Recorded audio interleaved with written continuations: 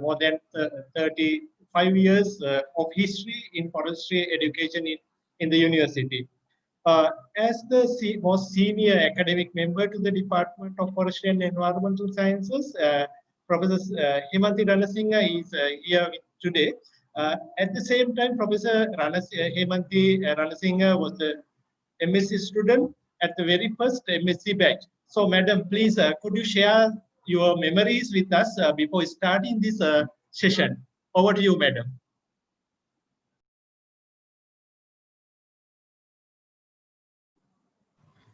Thank you very much, Dr. Tilak. Actually, it was a pleasure. It's really a pleasure to be in this session with our fellow students who did the MSc and who are in very strategic positions now. And as a person, a student of the very first MSc batch, I'm more than glad to share some of my memories today with you all. So it started, actually the first MSc course started in 1983. 1983 towards the end of 1983, like November, October. And I joined in 1984 April. And it went until 1985. And Professor Nandadasa, Iji Nandadasa was the course coordinator at that time. And I joined as a staff member of the university, and my rest of my the colleagues were actually from State Timber Corporation, Forest Department, Janata State Development Board, National Paper Corporation. So everybody who are already employed in the forestry sector institutions and who had been sent to this course to get their MSc qualifications, because at that time it was a regulation that all the postgraduate the officers should get their local qualifications first before going abroad. So the difference between now and then was that they were sent to the course by force, although I am sure they enjoyed the time that they spent in the university, but they were sent by their respective institutions. Whereas nowadays people, get registered out of their own choice and out of their own funds also. And so the course fee was very small. Actually, it was only 3,000 rupees for the entire course. I mean, you can't believe it, but it was heavily subsidized because it was fully funded by World Bank under this project. This forest resources development project, and we were part of the larger national forest resources development project of the country, which was administered by, at that time, the Ministry of Lands, Land Development and Forestry. And so our role in the university was to train the human resources in the respective forestry-related institutions at the MSc level. So for that one, we had to develop our own infrastructure and own human resources. But when I joined, I was first and only lecturer, but made to be a student because there was no lectures because I didn't know anything about forestry. So I had to learn forestry from the master's course. So I must say that we had a lot of field trips, and we really enjoyed it. There was a mandatory field trip abroad also, and then there were many field trips in country. So it was really a good combination of theory, practice, and exposure to the field.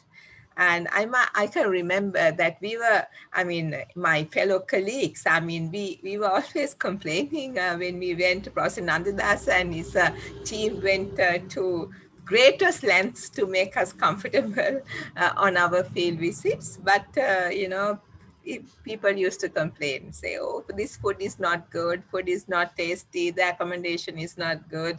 But, he really, uh, he didn't explode, but he loved with a lot of patience, he tolerated us, I presume. And the mandatory field trip abroad, I have experience there actually, because at that time, that was no, during my student days, there was no mandatory field trip. I'm getting a little mixed up, but later on, and I participated as a lecturer. But with time, we developed this mandatory field visit to mostly India and also to Thailand and some other South Asian countries. So it was a very good experience overall.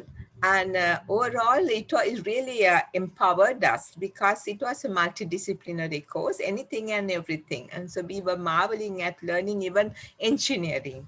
And we call it forest engineering, but even that we learned how to make bridges, how to, make roads. So we would think we just came to forestry and learn about trees, but, it was anything and everything, which really was, extremely empowering and good. So I think enough about me.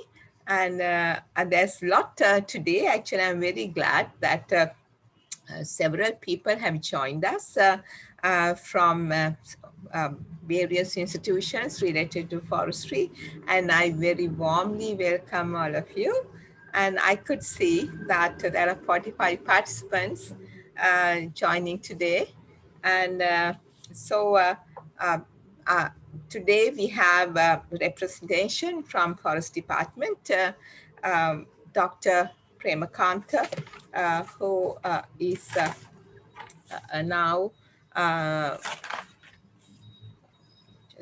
the conservator of forest planning and monitoring and GIS division in the Forest Department, is with us.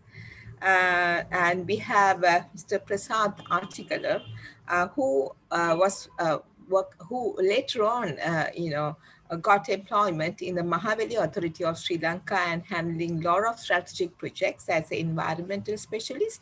And even now, he is an environmental management specialist, an independent environmental safeguard and monitoring specialist also in many projects, including Ambatale water supply system improvement and energy saving project, and many projects under the Mahaveli Authority of Sri Lanka. And we have Mrs. Padma Vijayasinghe with us, who is Deputy Director in the Environment section of the UTA. And then we have Mr. Javilal Fanato from the Central Environmental Authority. He actually held the director post of, and he was the project director of the multi-million huge waste management project called Pilisaru. And now he is the Deputy Director General of the institution, and he's with us. And we have Mrs. Chulangani Pereira, holding the position of DG, sorry, DG, Vocational Training Authority of Sri Lanka. But, she was a undergraduate student as well as a postgraduate student. And also she was a lecturer with us for 9 years in various capacities. And then she joined the Hardy College of Agriculture and became a director there. And subsequently, she became a consultant to the Touchwood plantations. And now she has been working in this position of the Director General of the Vocational Training Authority for over 3 years now. So we have a multitude of skills and skilled personnel emanating from our course. And also we have Dr. Nimal Ruan Patrana, who is a timber specialist, and at the moment he is the CEO or the general manager of the State Timber Corporation. And then we might have Mrs. Chandini Wilson, because she's traveling at the moment from the Department of Wildlife Conservation. She's the Deputy Director, Ecotourism, Conservation, Communication, Outreach, and Visitor Services.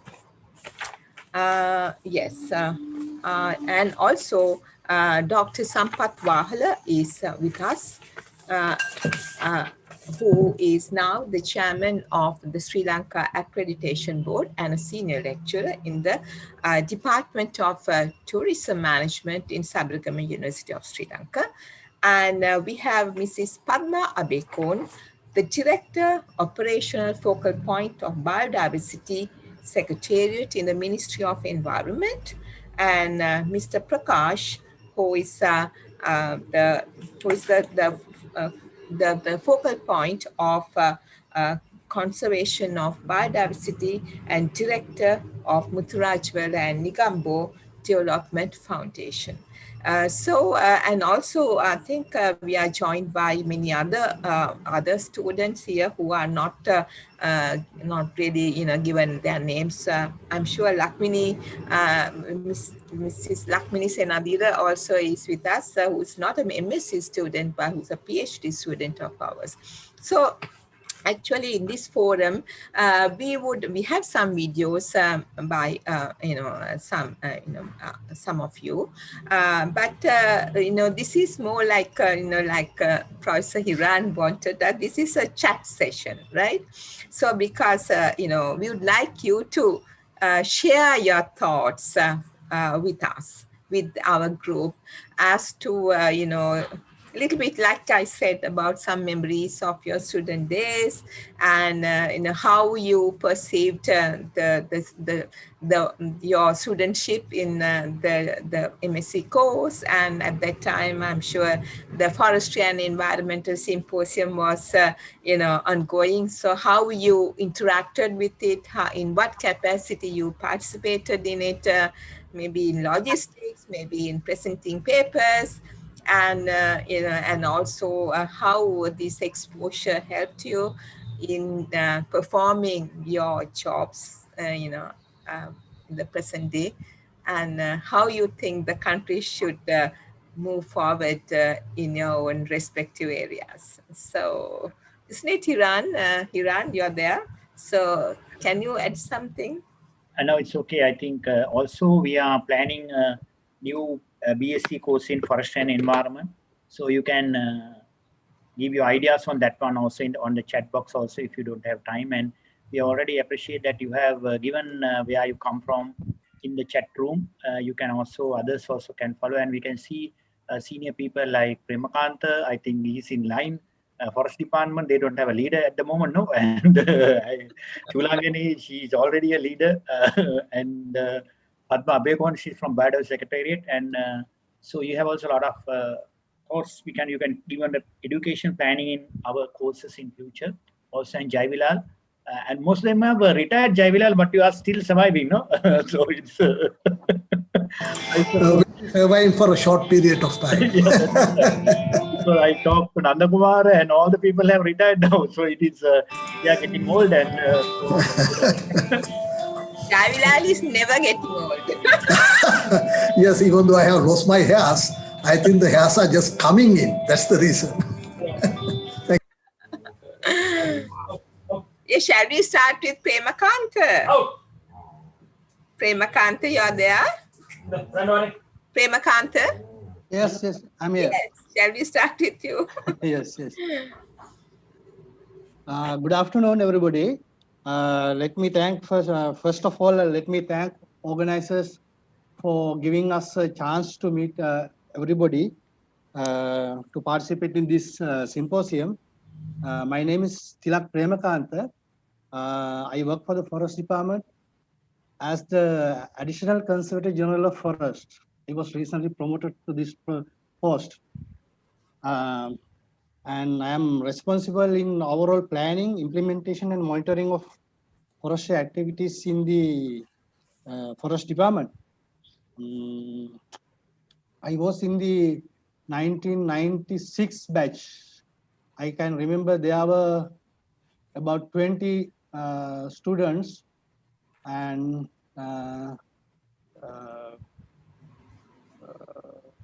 we had to be there for nearly 3 years. So when we joined the forest department in 1996, I had only studied agriculture until then. Then we were directed to follow a MSc course in 1996. Then I consider that a turning point in my career. I gained very good knowledge in forestry there. Yes. Premakanta, now, yes, in your position, a very strategic position in the country, how do you perceive that, the sustainable development of the country should move forward? There should be a balance between the environment and the development. So I think we had to fight for this to sustain the environmental balance, the ecosystem services to the ecosystem services. There are two sides of so there's a tug of war. There's a development on one side, and other side we have to protect the environment. So we have to work towards that. How do you think now that we have a forum? Actually, this is a forum. This is actually, that we are very strong around this gathering, around this university is the focal point, and we as alumni and BSc alumni, MSc alumni, and the students and the staff, the academics. I mean, how should we, because we know that these things are happening, although plans are being drawn, things are not being implemented accordingly. And a few people are fighting or striving for, getting the balance right. So this is a forum. That is why we are all there together. We have strength. So how do you think we as a forum should move forward towards ensuring that this balance will be reinstated? I think there are, I think we have to get together and fight for the protection of environment. I think we can, we can make use of this forum to fight against the destruction of environment.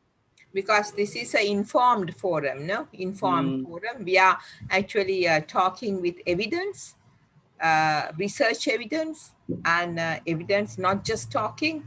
So we might have a bigger say, no?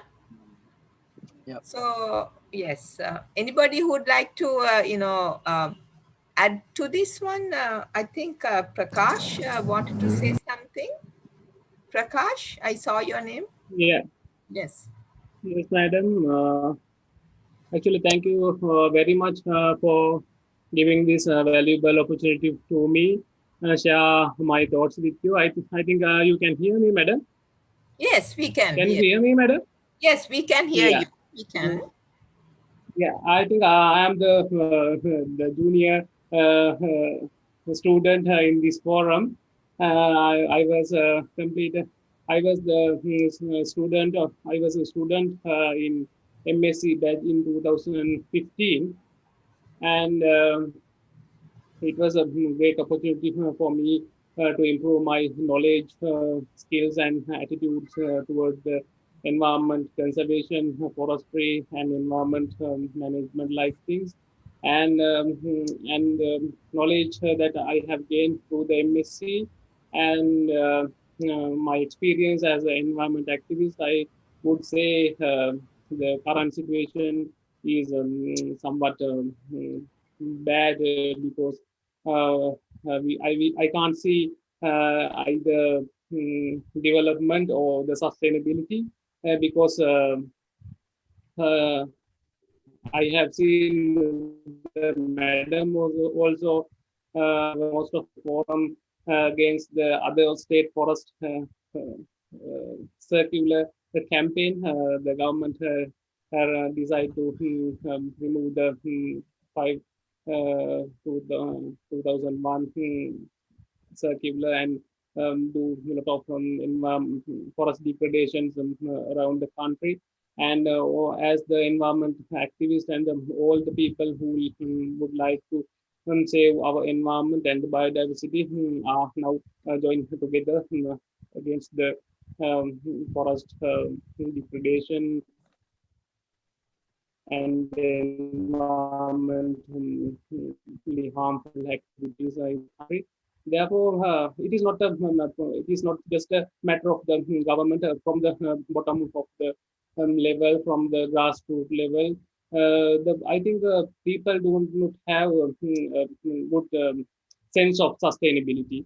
That's why for simple, if I get a simple example, now people trying to in the rural areas, they try to remove the forest cover in 3 acres of land, and they try to bear this land for their activities, but they don't know it is not sustainable. And if they do continue like if they continue this, then they can't suffer. They can't survive. They can't suffer a lot in the near future.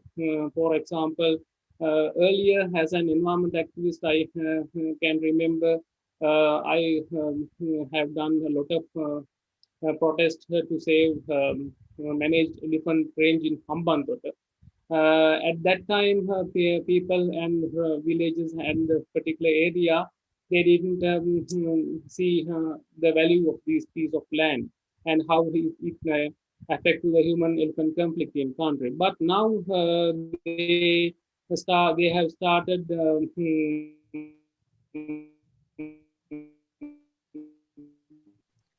Yeah, I think fast unto death yeah, campaign.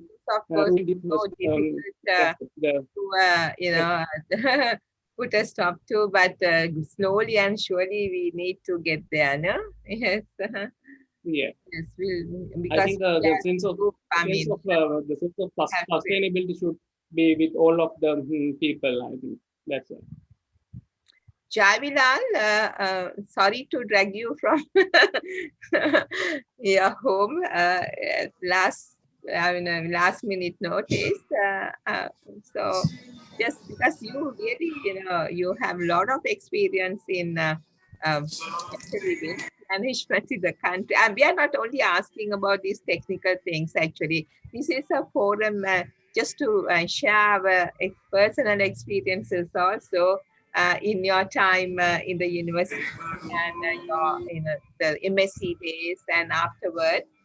And also a little bit about, how we should really, like we discussed how we should move forward because this is a good starting point because together we can do a lot. Individually we may not. So this is really a forum where we want to extend our hands as a university to our alumni so that we have a larger family, isn't it, Hiran? So a bigger family. Of course, we have been interacting with each other individually, but this is as a family, and we can continue these relationships forever. And then new members will come every year, who will be the pass outs of the programs. So Javilal, yes, nothing to say. Yes, good. I don't know whether afternoon or good evening, everybody, Professor Hemanti and Hiran and everybody in the forum. First of all, let me thank for the organization, especially Professor Hemanti and others for giving me this opportunity. In fact, I am joining with you all from my home because of some reason. And in fact, just allow me to give a very brief account of my experience in the University of Sri Javardhanapura. Actually, I was graduated from University of Javardhanapura as a BSc graduate student in 1983. And then I worked in the Central Environmental Authority, the Janata Estate Development Board, working purely in the forestry sector. While working, I get an opportunity to study or follow this master's course in forestry at that time It was called forestry, not forestry and environmental science. And I was in the 1986 batch. I think Hemant is 2 years senior to me, at that 2 years senior to me. And Professor Hiran is 1 year junior to me in the university, but later on he became a professor. Very glad to see you right now. Actually, I had the opportunity of working in the forestry sector for about 8 years in Janata State Development Board, where my entire, the commitment or the scope of work fully devoted and fully focused basically on the forestry and forest management sector. So the experience, the knowledge, and the practical, kind of exposure I got from the master's course were immense in implementing my job at JDB in a very successful manner. Later on, I joined with the Central Environmental Authority in 1994, and I had the opportunity of working in every technical, department like environmental impact assessment, natural resource management, the GIS and remote sensing, and right now I am, and also waste management sector. And right now I am working in the regional operation division. Before that, I also worked as a DDG in the education and awareness division.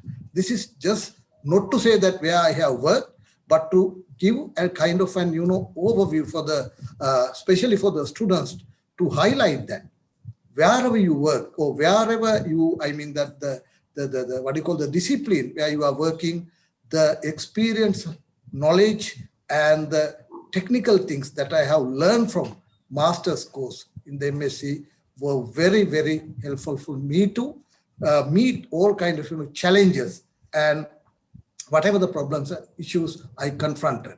Actually, I also had the opportunity of working as the project director in number of domestic as well as foreign funded projects, where the experience and the exposure I learned from this master course actually were immensely helpful to my career.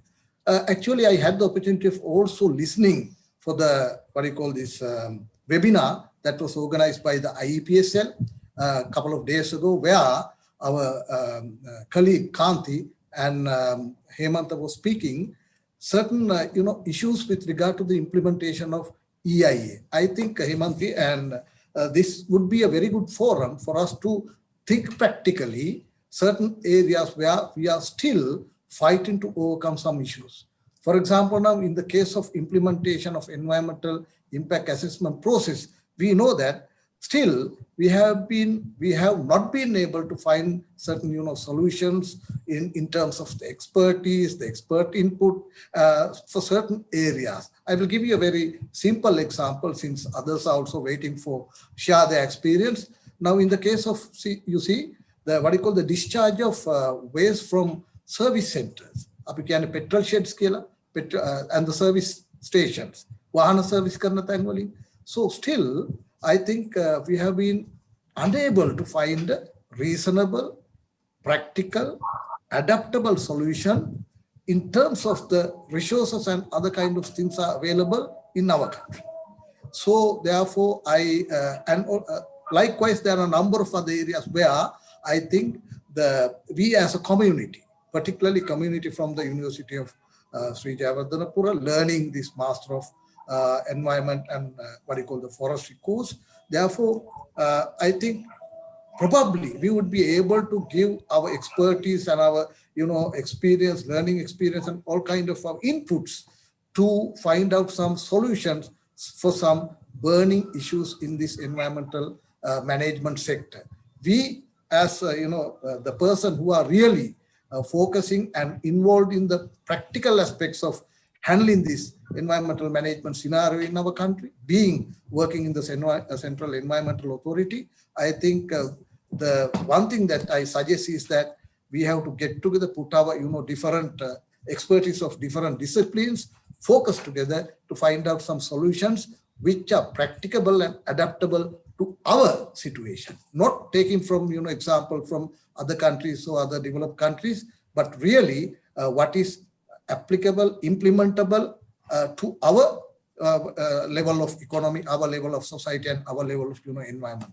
The best example, finding a final disposal solution for the waste that has been disposed from from homes, houses, and other institutions. There are plenty of the solutions are available, but what is the best which will suit to our environment and our society and our level of economy. So likewise, there are some, I would say it would be an eye-opener for us to think and put our minds together and find out some kind of practical solutions in this environmental field. In addition to that, just give me 1 minute, I will stop, giving the opportunity for others also. Not only the academic things, not only the professional things, even the friendship, the links that we have developed in our masters during our MSc course in the University of Rejavidanapura has been immensely, I would say immensely helpful for us to discharge our service in our CA. So the most of the time, regardless of our level of working, our designations, our forgetting out all these things, we had been able to deliver our service quickly and very in a prompt manner, just by using this our very pleasing context we have developed during our master's student in the university.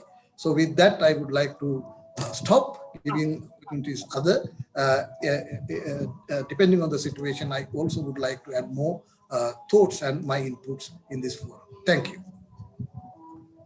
Thank you very much, sir. Thank you very much, Mr. Javilar. Just before you wind up, actually, I just want to get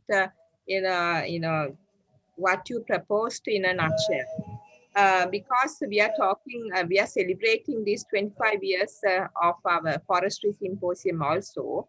So in there, the main idea in this symposium was really to present the research findings in front of policy makers and policy implementers and industry. So, but of late, well, I have not really seen much of it, although it was more like presenting of research and also publishing of research, but then taking it from us that link is rather weak. So, you as not only you are a policymaker and an implementer also. So, before going into the next video, but I would like to, get your ideas as well as if others also can contribute. How should we, take the next step? Although the intention had been that one, but now very little. And even if the more, as you say, there's even waste management. If you go to the literature, even local literature, there's enough solutions that's been given by various researchers in most of the universities and other research institutions. But the problem lies elsewhere, not that, that there's no research, but the implementation is a big problem. And maybe the attitudes of people, maybe other blockages like the approvals and the finances and other logistics, so many things. So, how, you know that part more than us. So how should we iron all that so that the information, the findings from this hard-earned research will be, supposing if we come up with the best solution, let's say, how can it be implemented without much debacle so that it can really go to the public to use? Even waste to energy project, composting, you name it, you have it, but still we are talking about waste management. In the Pilisadu project, the whole idea was waste-free Sri Lanka by 2015. But still we are like, not that the project has not done its job, but still we are struggling with the waste. No? So, the problem is somewhere else, I think. And if you can throw some light on it, and also if others also can just contribute, because this is a very crucial thing that we need to sort out. Otherwise, we'll be talking, but not much happening on the ground. Yes? Yes, thank you very much again giving me the floor. I will take some example for us to really understand and focus where the issue is really floating. Now, for example, as you correctly said, there are a number of research papers presented not only in this forum but in various other forums addressing some of our issues in our country. But my personal experience is that actually, of course, we should really should be thankful for them conducting the research and also publishing their findings. But my personal, the experience is that how the findings of this research is directly linked up to the actual issues right now, the pertaining in the ground. Now, I would say a simple example. Take the leachate that is oozing out, coming out from our type of, waste. Because our waste in Sri Lanka, especially I'm referring to the food waste or the biodegradable waste, is different from what is happening in, developed countries. Therefore, technically it could be related, but the quantities, the volumes, and the constituents, and this kind of things are different. And also, so what is I'm not telling that, of course, techniques are available, solutions are available, but whether these solutions or techniques can be applied here because of certain limitations, like the technical know-how, and especially the cost of implementing these solutions. So therefore, if we have some kind of simple solutions which can be implementable here with the resources available in our systems, then it would be, though it is not a very pristine kind of a solution, it would be a practicable solution which can be planted in our ground. That is one thing.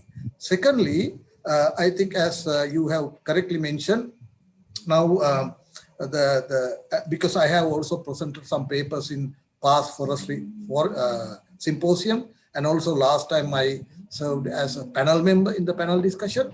Now, another experience I would like to say. One time I can remember we held a kind of a research-oriented national workshop to find out what are the real research topics or the research areas which are important as far as our system or our requirement is concerned.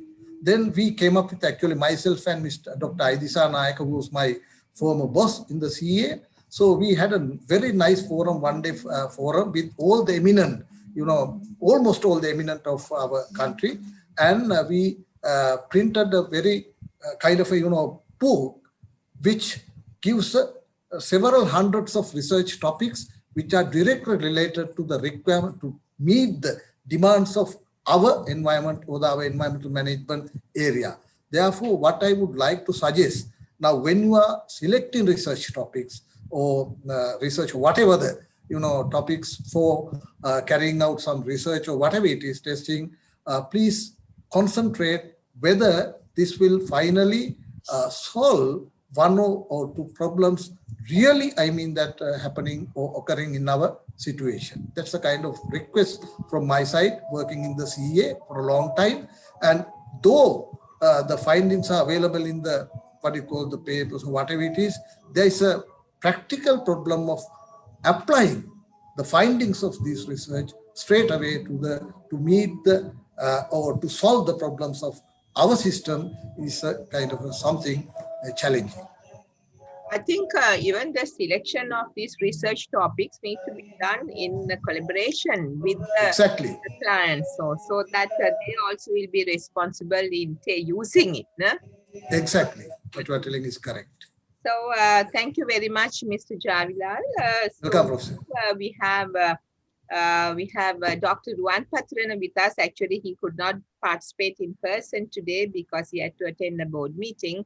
But he has sent a video about his perceptions of his student days as well as CEO of State Timber Corporation. So we will show his video now.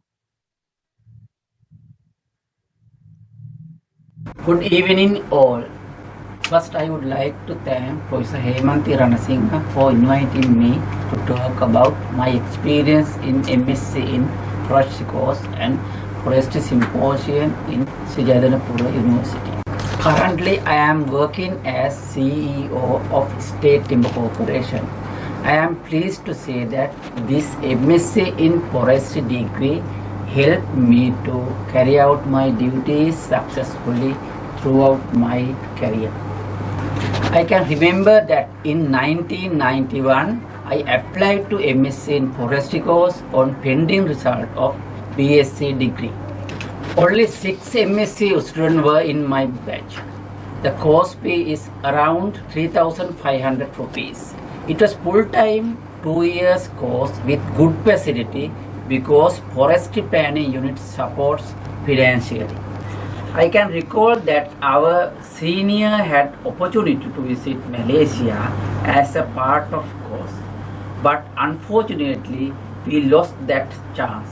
However, today I have visited more than 50 times to Malaysia due to knowledge gained from this course.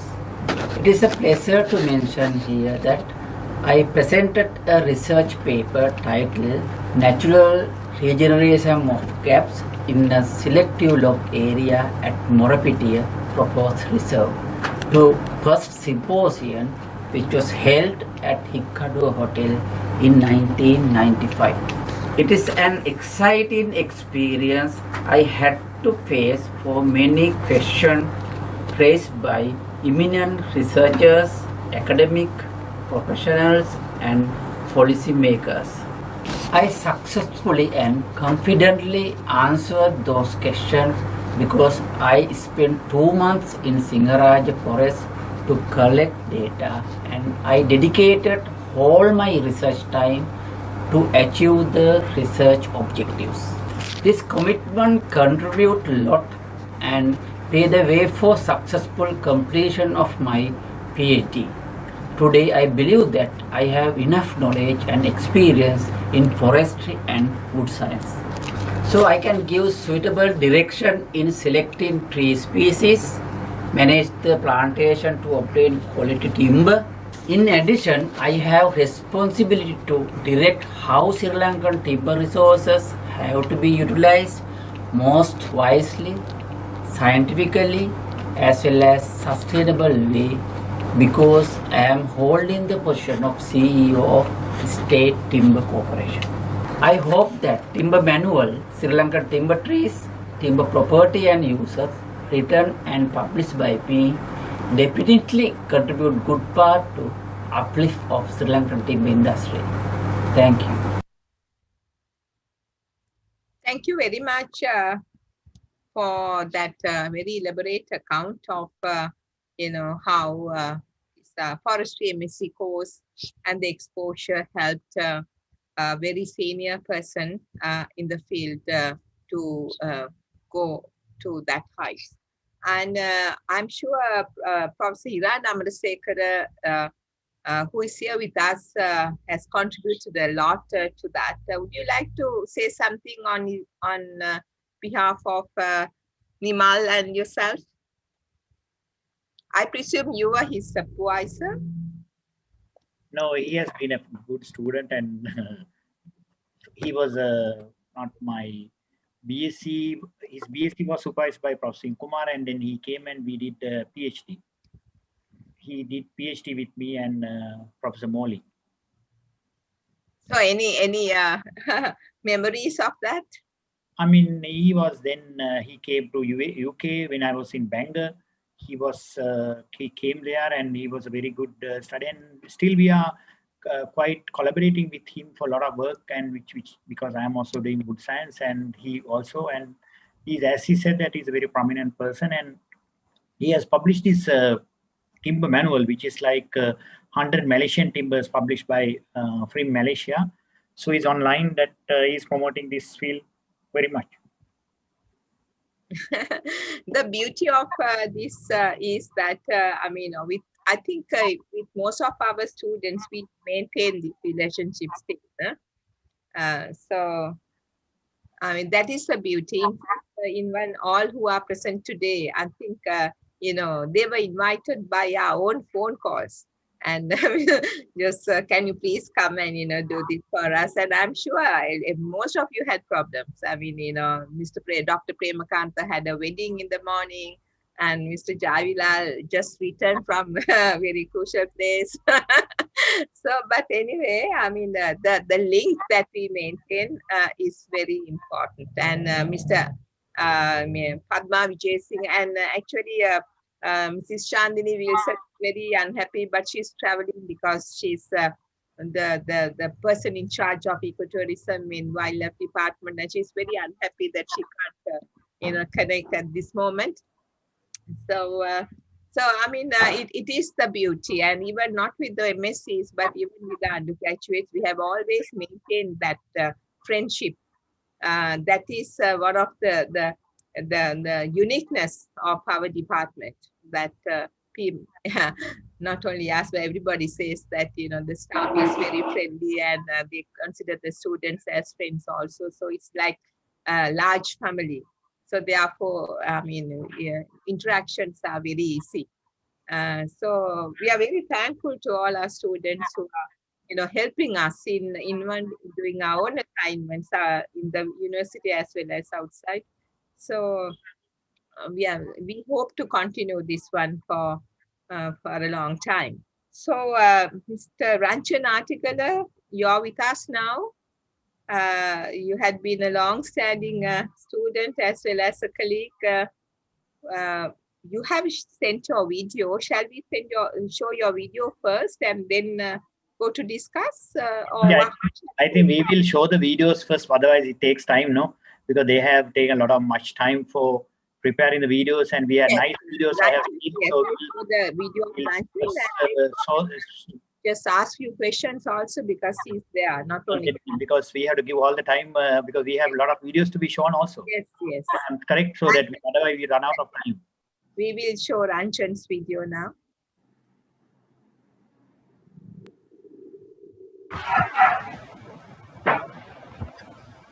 I am Prasad Ranjan Artikalar. I was a student of the MSc during 1996 and 98. This 2-year program had 30 core courses and elective specialized course we had to select from 4, and I did environmental forestry. The lectures was held from Wednesday to Saturday, 4 days per week. The 2-year period was full of lectures, practical classes, field excursions, seminars, etc. Further, the research component was the most important, as we had to design and carry out our research work independently with the assistance of the faculty. I did research at the Hanapangoda forest plantation, studying the stand dynamics of Dipterocarpus selenicus. This was a comprehensive course covering all aspects of forestry and environmental science. As a professional, I was able to guide the Mahavali development program in environment conservation and contributed to forestry work with innovative approaches. Later, under several donor-funded projects, led the forest conservation aspects, and under UN agencies contributed in developing RED strategy for Sri Lanka. I have contributed on protected area management, river basin management, watershed and water resources management, integrated rural development, biodiversity conservation, climate change mitigation and adaptation. I was able to participate in the first symposium held in 1995 and presented a paper, and it was published in the proceedings of the symposium as well. In fact, 2 of my abstracts were included in the abstract brochure. This was even before being a student of the MSc course, and I did present several papers in the subsequent symposia. The last occasion, I was a panel reviewer of technical sessions and a panelist in the final session, presenting my observations on the symposium papers and stressed the importance of linking the university with the industry.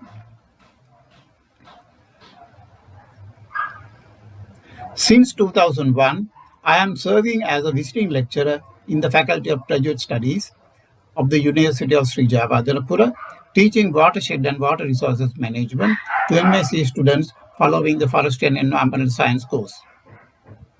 Currently, I am working as an independent environment safeguard monitoring specialist to the Mahavali Water Security Investment Program, reviewing their environmental safeguards and reporting to Asian Development Bank. In addition, I am also working as an environmental management specialist for the Ambitali Water Supply Project looking at the safeguards compliance, and with another UNDP project on human rights and business in environmental management as the team leader of a consultancy group. Development must be sustainable, and it is not only a task of the environmental professionals alone under the current context. All development practitioners should join hands to work as a team irrespective of their specialization and change their mindset to become practitioners of environmental stewardship. It is a must for sustainable development of our country and the entire globe. Thank you.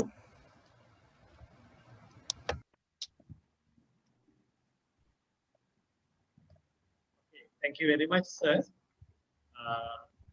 Actually, not only as a MSc student, you supported supported us very much. Especially, I can remember when I was coordinating BSc students internship program. You provided a lot of opportunities for our BSc students under the Gamidiriya Foundation. Am I correct, sir?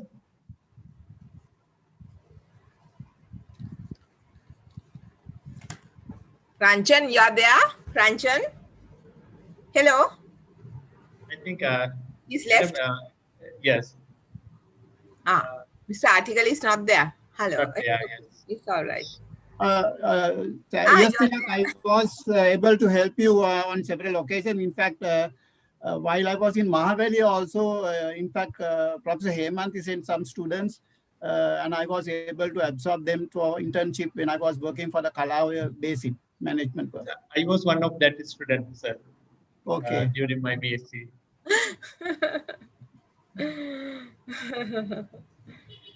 Yeah, we thank you, Ranjan. Thank you very much for being helping us and being a student of ours, and then continuously being with the department and reaching out to us as well as helping us when we reached out to you.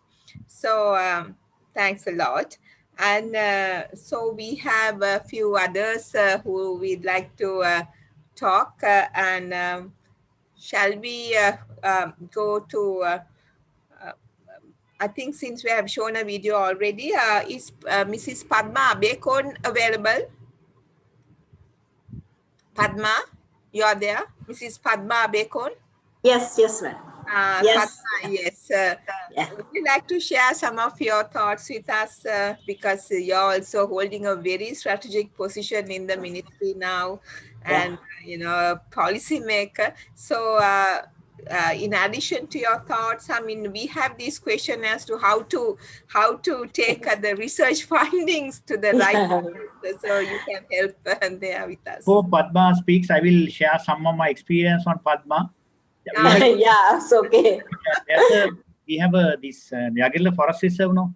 One day our Vice Chancellor, Professor N.L.A. Kara, Dr. Karatha went and he has felled one tree close to the our research station. Then the Forest Department has given him a court order. And then our registrar had replied them saying that we did not the law. And you can't say we don't know the law. Then I told Marva and said that please, and she has put that letter to the dustbin. Otherwise, we would be all in force. I think she was at that time DFO Kaluthar, I suppose, no? Yeah, yes. Right. So now but now those are settled, no, sir? They're settled. We haven't had other problems, but now that issue was settled. Thank you, right? Okay. Yeah. Okay. May I share the video? No, Padma didn't say anything. Padma, would you like to say something along the First of all, I like to thanks for giving this opportunity for being with all the experts and the new comers for the master's program to share our experiences. This is very important event for us because we are working with conservation matters, but some master's students or others working with the development side. But development and the conservation is very difficult to balance at the moment. We need some collaboration, and we need to work together with to work towards the conservation and the development. We mainly sustainable. We heard several times sustainable development, but we didn't see the sustainability. Only development is there. Therefore, we need to conserve and sustainably use our natural resources, and other economic development also we need. For that context, we need close collaboration. Closely, we have to work together with all relevant stakeholders, with all our experts. This is the very important thing. Thank you, Padma. Hope you'll stay with us for a little longer. Yes. Yes, shall we show the video of Mrs. Chulangani Pereira? Actually, I must say that, I think people started with this course, but then, as I said, it's truly multidisciplinary. So they ventured into other fields also and doing very well. And Mrs. Chulangani is one example of that. She really ventured out of the environment field totally and to vocational education. So let's see what she has to say. Yes. Well, starting off with my professional education, I completed my BSc in 1990 at the University of Ruhuna, and subsequently I registered for the master's program in forestry at the Forestry Unit, University of Sri Jayawardenepura in 1992. Still I remember the first day I had to face the interview board to be selected for the master's program. Really, I was a little bit nervous to face an interview board that consisted of very, very young professionals, chaired by a lady who made feel extremely intimidated. At the time, I was working at the Department of Agricultural Engineering, Open University of Sri Lanka, and had to participate in lectures on weekdays every afternoon, which was pretty hectic at that time. During early 90s, as a postgraduate student at the Forestry Unit, which was headed then by Dr. Hemanthi Ranasinghe and her group of followers, I realized that I have to change my emphasis from being only book smart to be a bit more street smart, practical and independent, which was quite a change from my previous stream. I gained extremely important exposure on how to adapt to change and be more versatile. This laid the foundation for who I am today. They transcended the threshold of only being educators. They were my colleagues, friends, and of course my second family. On completion of my master's in 1995, I joined the Forestry Unit as a demonstrator for postgraduate program. This is where the long journey began. Over 10 years, I have served the Department of Forestry and Environmental Science in various capacities, involving myself actively in symposium activities, academic activities for graduates and undergraduate students, and as a resource person for workshops, professional organizations, and many other extra additional activities. I was inspired and touched by their personalities and life stories, and of course their proactiveness. I came to know many versatile and diverse individuals who have different personalities and backgrounds, and had the opportunity to interact with them. This paved the way for me to open my eyes and see through many opportunities and gain valuable experiences in an organization. In 1995, Professor Hiran Amarsekara introduced me to the Institute of Biology, Sri Lanka, and I was able to serve them in various capacities as a member, treasurer, secretary, vice president, which plethora of responsibilities over a period of 10 years. I fulfilled and carried out many tasks and responsibilities, which made me a positive and practical individual. Furthermore, I worked with senior professionals in academic sector who were role models to me. As the head at the agriculture section, Hardy Advanced Technical Institute, Panthera, I was able to inculcate a different culture, so thereby introducing a range of extra activities for students to build their leadership abilities, teamwork, and improve their personality. Later on, I worked in the capacity of technical manager in a reputed and prestigious plantation company and further explored my passion with the expertise and knowledge I gained with my masters.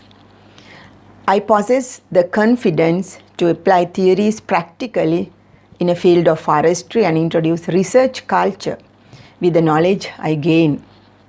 I always believed valuable lessons life taught me both professionally and academically, and I always believed that I had a potential to move up the career ladder, and confidence brought me to an extent where I was able to update my resume to appeal to higher positions.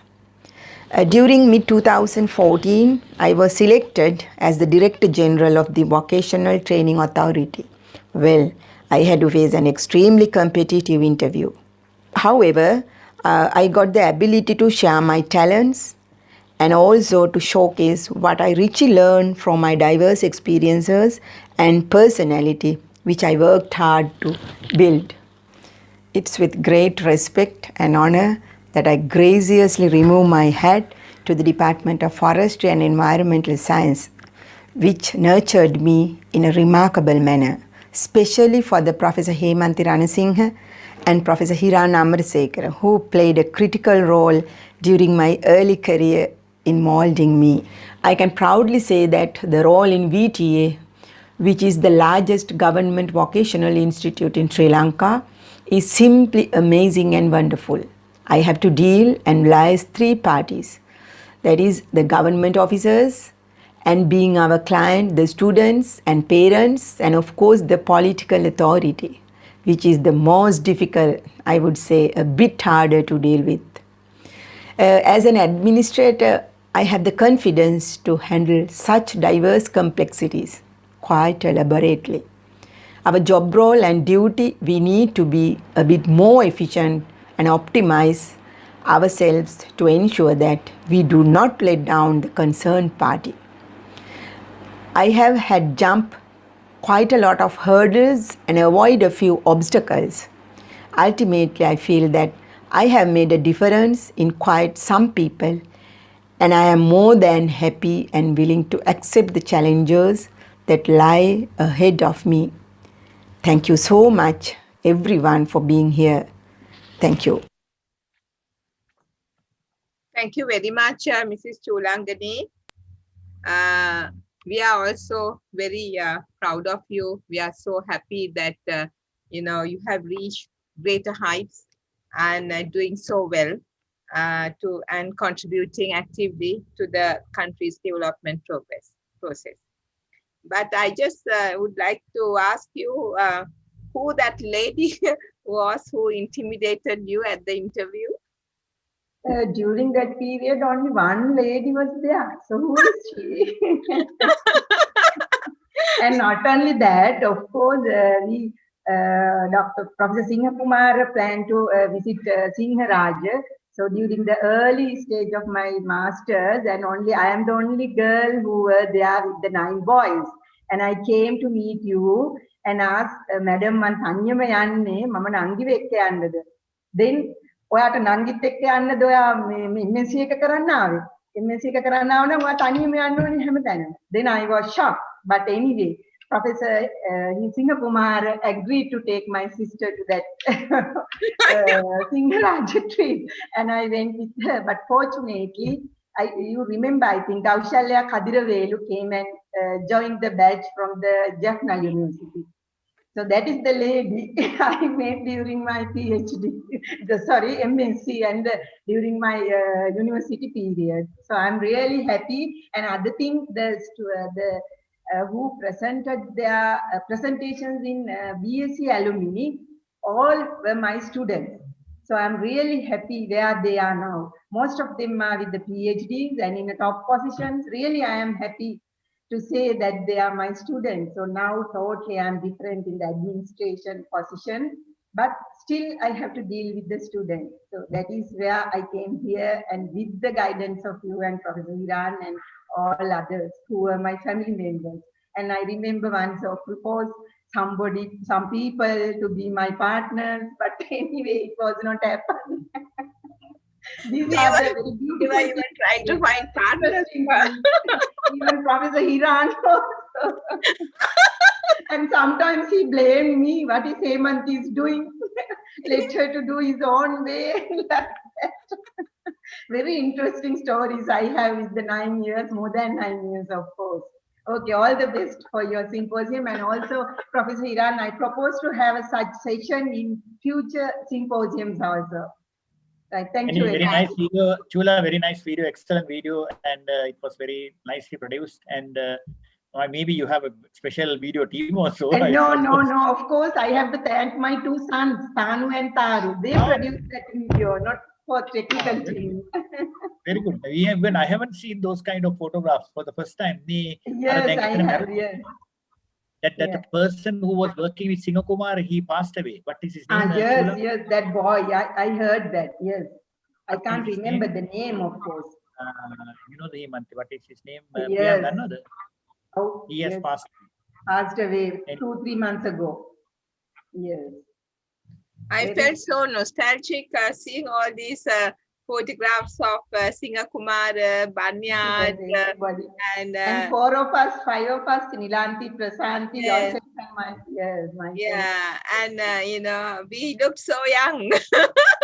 That's the sad story. Remember that photograph with the Kala Bazaar is on the way to Devendra's father's funeral. Yes. We had a tea and a cake or somewhere else, and we had that photograph. Yes.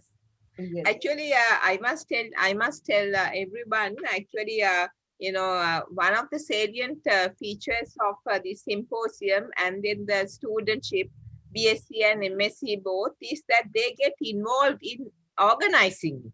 Yes, I mean, you were there, I think, with various people in the registration desk and various other places. I mean, even this particular symposium, Dr. Hiran, Professor Hiran will tell, you know, who is in the backside, who all our students. Just 1 second for me, because I had the organizing ability. It came from that Professor Hiran. And after 24 years, I introduced that convocation to the Vocational Training Authority. I arrange everything with my experience I got from the arranging symposium. Especially difficult thing is to room arrangement, but I know that I got the blames also. And with that experience, I organized that convocation for the first time to the Vocational Training Authority in 2017, and second one also in 2019. I'm really, really happy the way I went with your help. Yes, so actually because we need the student strength, we need it, and also students also benefit a lot from learning the logistics and learning to talk to people, learning to know who people are. I mean, they can reach out to anyone now, and so I mean that's the biggest block that anybody has usually, that you know, reaching out to people, but they get this opportunity from the participating and in the organization of the symposium. So in that way, we are happy, because without our students, we can't do much. And we are so thankful, even at this particular moment, for the students of ours who really are running around, even at this point of time, in organizing this thing. So thank you, Chula. Thank you very much. Yes, you will stay a little longer with us. And so next, I mean, I would like to... we go to Padma Jekon from UDA? Yeah, to UDA. Because before that, I must say, Mrs. Padma Vijay-Singh is here. Padma, you're a very strategic position in the UDA, and now UDA is everything, right? UDA has got the powers all the other government institutions, I guess, because it's really the decision maker now and have a lot of projects and programs and makes policy also. So therefore, with your, I think it's all included in your video as to how you struggle and try to maintain the balance between environmental conservation and economic development as a strategic agency in the country. Yes, over to you, Padma. Padma's video.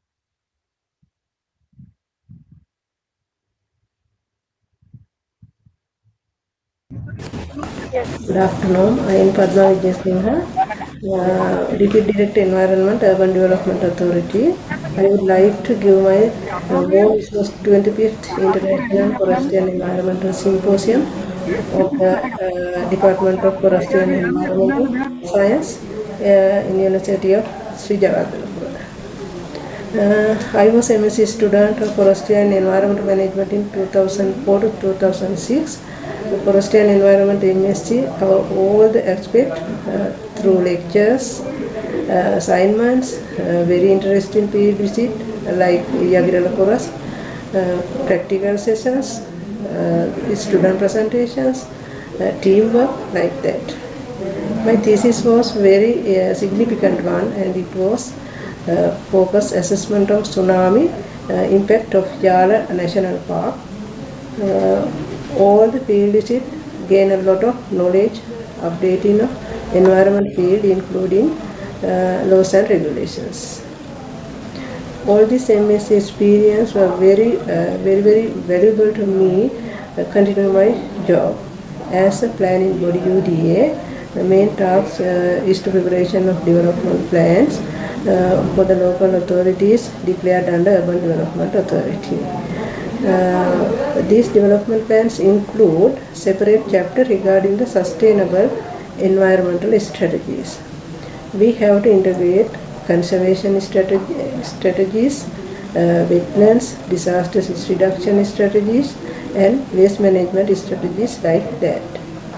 Forestry and Environment MSc and Symposium of the University of Srijawardena enhance my knowledge and working capacity. I have participated symposium as a MSc student and representing Urban Development Authority. Personally, this MSc course helped me to get promotion in my job, and because Forestry and Environment Management MSc include UDA SOR under the Environmental Landscape Division. Finally, as expert committee member regarding the environmental matters in the environment field, I would like to say this MSc course was turning point of my professional and personal life. Thank you.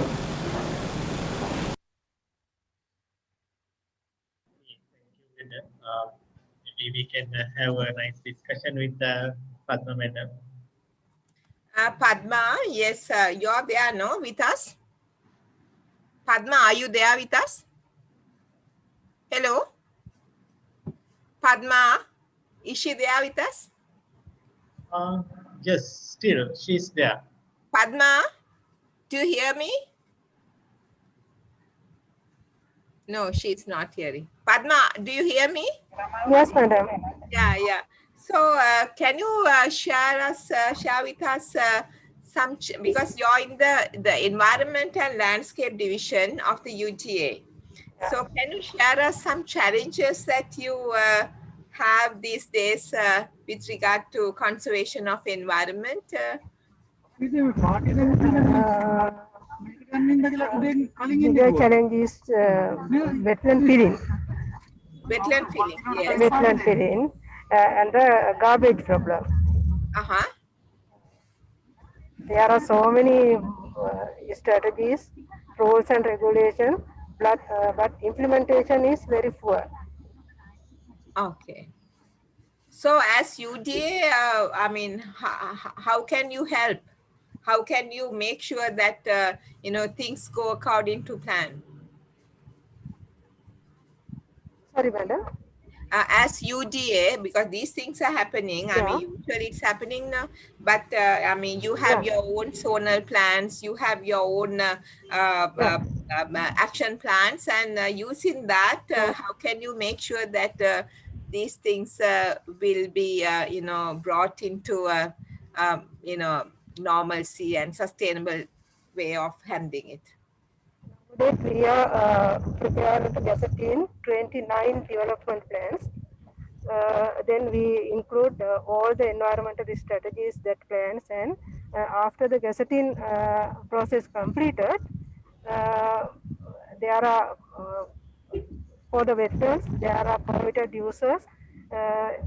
After that, I think we can control some extent of the wetland filling. Wetland filling and other environmental sensitive areas used for the wise use. You mean the 29 plans are for the wetlands?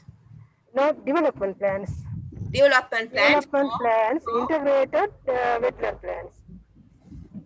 Those development plans are for what? Local authorities. Local authorities. Local authorities. Okay. So now it's been gazetted or not yet? Not yet gazetted. Preparing to gazette. Recently maybe gazetted. These things can be stopped, no? Yeah. Okay, that's good. That's good. So, Dr. Sampath Wahala, you are a product of BSc as well as MSc. And would you like to share some of your thoughts with us? Of course, madam. Thank you very much. Sorry, I have not produced a formal video. But at the moment, I'm a senior lecturer in Sabaragam University, managing a course called Eco-Business Management. It's the very first in Sri Lanka, even in the Southeast Asian region. And also, I'm the chairman of Sri Lanka Accreditation Board, which is the highest authority on national quality infrastructure. So I'm here because of forestry. So I can proudly say that.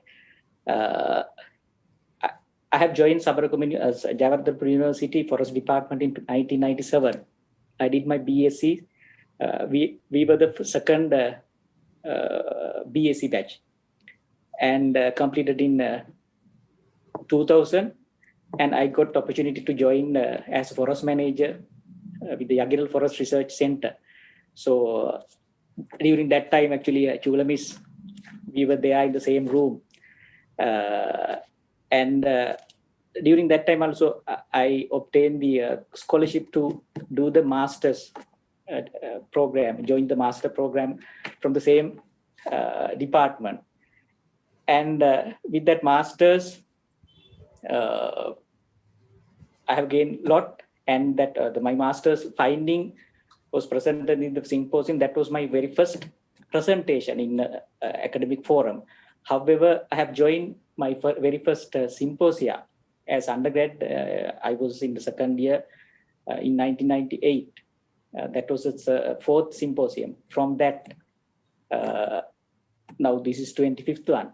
I have missed only 3 symposia. At the very beginning, till 2003, I presented my master presentation. I have joined symposia, but as a technical, I have joined with the organizing and giving the technical support. Give me a little time to actually, I have to mention few things. If you look at the time, I have to give my gratitude to few people. So as I'm here, so this is a part of my, now I'm 25 years old. Now gone through this 20 years after graduation, even from 1997. There are a few people changed my life. So actually Japura is my second birthplace. I can remember Kosalaya. So Mr. Kosala Gunawardhan, now he's working as a acting curator or the temporary curator for the Department of Forestry and Management Forestry Department. I can remember, I don't know whether Hiran sir can remember that. We were engaging with the Parisara Desatiya from our first year. Kosalaya, Senitaya was there. And one day he asked me, Endamalli, Hiran sir hammende. So I went to that place, Hiran sir room ekata. Still I can remember that moment. And at that time Hiran sir asked me to Wahala, so we are going to start a Young Biologist Association. Ekata එන්න පුළුවන්ද? I can remember still. Kosalaya කිව්වා මෙන්න පුද්ගලෙක් ඉන්නවා. So that is kind of a turning point. Kosalaya and then the Hiran sir. So we have worked with the Young Biologist Association, and at that time, if you can remember, Hemanthi madam, you were previously when we were at the election on the Young Biologist Association and the formation of Young Biologist Association. Professor Chandrani was the chairman, and the next term was obtained by you, madam. So during that time, we did some work. Madam Tamatakadanne, I missed some of the lectures, and I couldn't see some of the papers also. 40% natuwa මට ඉන්න බැරි වුණා. හැබැයි මම මැඩම්ට කතා කරෙත් නැහැ, because however, even though I have not got that credit, actually, so I'm here. I got a general pass. මම මේක අපේ ළමයිට කියන එකක්. but general pass ගත්තේ. Now I'm in a university system. Then that is because of the masters. I have followed the masters, and ඒකත් එක්ක ඉතින් ආපු එකක්. With the Hiran sir. So I have to mention that the next, the turning point, one, Kosalaya introduced me to Hiran sir, and we did a lot. And I learned a lot from him. Still, Hiran sir kibuhung yana ati samhara velawalata. I still can remember, I refer to that when we do some of the work in our universities, to convince some people to do some work. වාහල කරන විදියට කරන වැඩේ කරන විදියට කරන විදියක් තියෙනවා, නොකරන කරන විදියක් තියෙනවා. So he shown us how to do things. There are people are trying to do something, but some people, they follow the way that not to do things. Sergeng e gatta loku deyak. And PowerPoint presentations, that is a second thing. And I can remember for that 1998 symposium, ඒ දවස්වල time එකක් හදනවා from the PowerPoint slides. විනාඩිය දාලා slides 35ක් හදලා computer ඉස්සරහා දානවා. Hiran sir asked me to do that. Sir පොඩ්ඩක් ඇවිල්ලා පෙන්නවා. That was the very first time I have engaged with the PowerPoint. That is in 1997. Right. With that, so still we have, as very clearly mentioned, Chulamis. So at the moment, we do some of the changes, as you know, in our university, coordinating that eco-business management degree program. I'm the quality coordinator, quality assurance cell, and the sustainability cell in the faculty. And we have obtained, I could drive to obtain the A grade for 7 degree programs in our faculty from the university, quality assurance, the approaches. So all these because of the experience and the competence and the confidence that we have gained from engaging with these activities. Even though I have not obtained a class pass, but I have gained a lot. And then during the masters, and I can remember, madam, when we look at when we are selecting theses, research topics. However, I have to tell that I want to do some research with Hiran sir, because I was a bit techno guy, so I was interested to look in doing this the wood anatomy, those type of thing. So however, I can't remember exactly, sir hiti nae hari mokak hari ekak. I have seen a list of titles from Hemanthi madam's list, something new word in 2004, carbon sequestration. So I can assure that that is the very first time in this in Sri Lanka this word use, and Hemanthi madam take into this thing. Because of that title, because of selecting this title, I have achieved a lot. PhD, very first PhD on carbon. Actually, I have did the master research in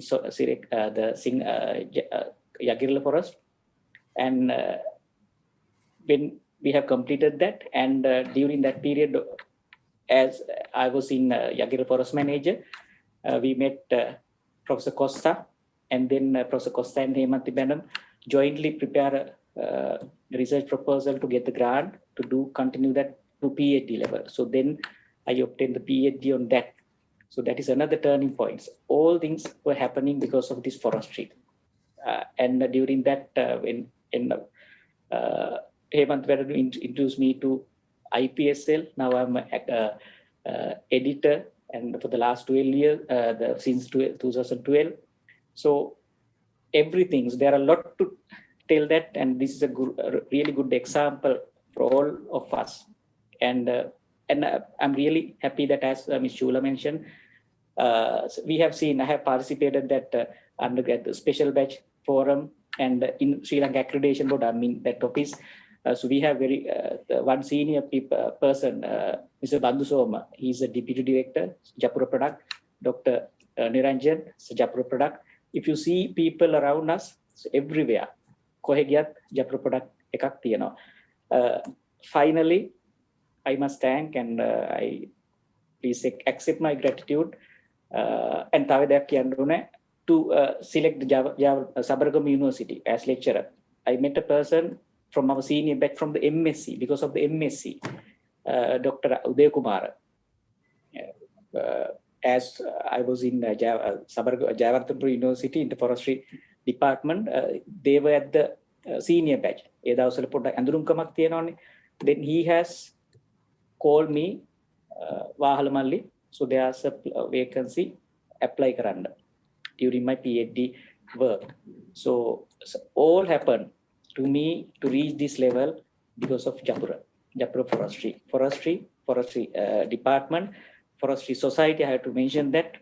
So all the, still we are struggling to convince our people from Sabaragam to convince that all the capabilities and the competencies and confidence obtained engaging with extracurricular activities.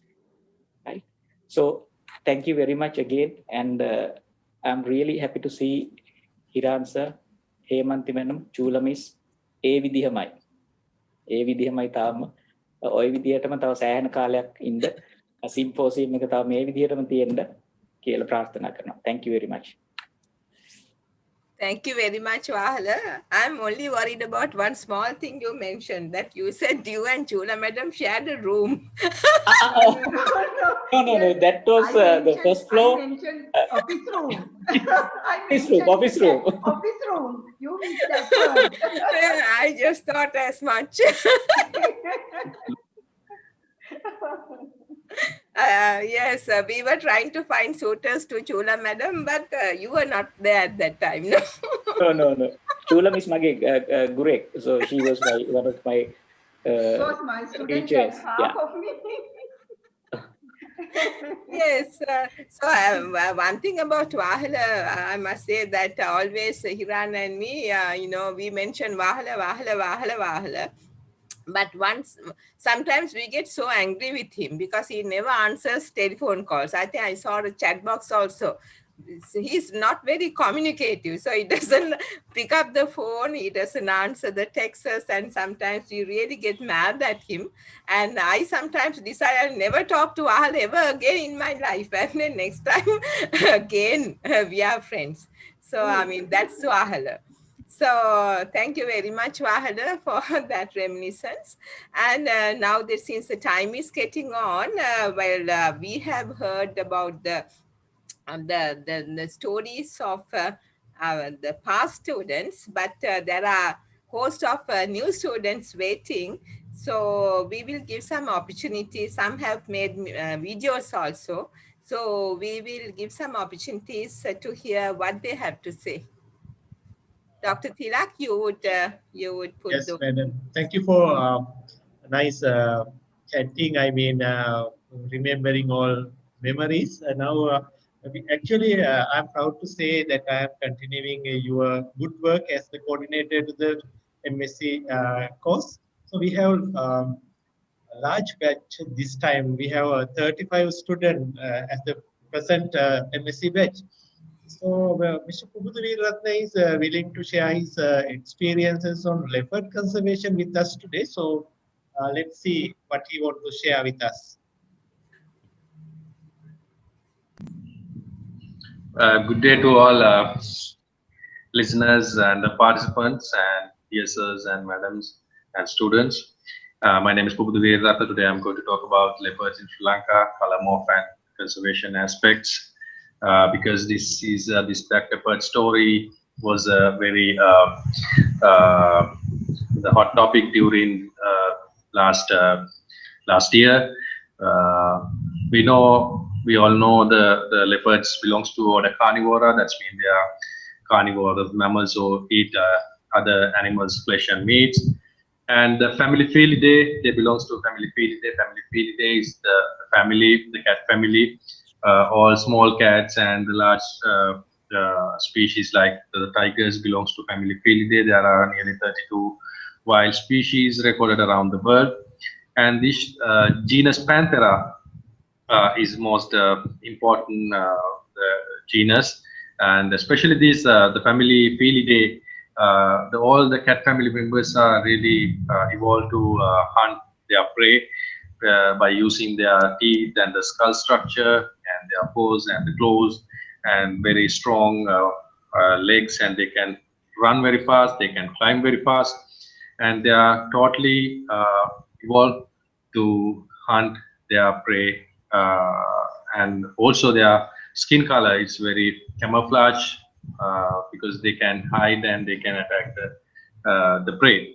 And Panthera pardus, we call Divya or in Kotia in Sinhala, found in Sri Lanka, Asia, India, and Africa, and Southeast Asia as well. The Sri Lankan subspecies called Panthera pardus Kotia. So in genus Panthera, there are 5 species: the tiger, lion, jaguar, leopard, and the snow leopard. All these 5 species generally called Panthera species. And this is the distribution pattern of the Panthera pardus. It's widely distributed in Africa, Mediterranean area, and Asian region, including Sri Lanka and India, Southeast Asia, China, and up to Siberian country, Siberian site in Russian region. So this is the skull structure of the Panthera pardus. So the leopard, this canine is the deadliest weapon. It's very long, sharp, and strong, and it used to kill the prey by dislocating cervical vertebrae or by blocking trachea. And molars and premolars used to crush bones and eat flesh, and very strong and very thick teeth. And you can see the snout is very short. Their 3 division is very good and very strong lower jaw, and these muscles, this rough skull create a good surface to connect the muscle connectivity. And there is a lot of arguments in social media and the print and other electronic medias about this black leopard recorded in Talawakele area. And the black panther is a melanistic color variant found in member of the genus Panthera. So that's mean leopard in Asia and Africa, and jaguar in South America also considered as a panthers, and the black color morph called black panthers. And what is this melanistic color morphs? So melanistic is a natural skin pigment found in hair, skin, and eyes, including in our skin as well. The melanism is the condition of increased development of melanin pigment in the skin color. So it's the reason for the black color variant. And the melanism can be observed in mammals, amphibians, reptiles, and some bird species as well. And what is the genetic background? I'm not going to go deep on this gene studies. MC1R gene is the responsible for the regulation of melanin production. This is the responsible gene for melanin production. This MC1R gene regulate the melanin production.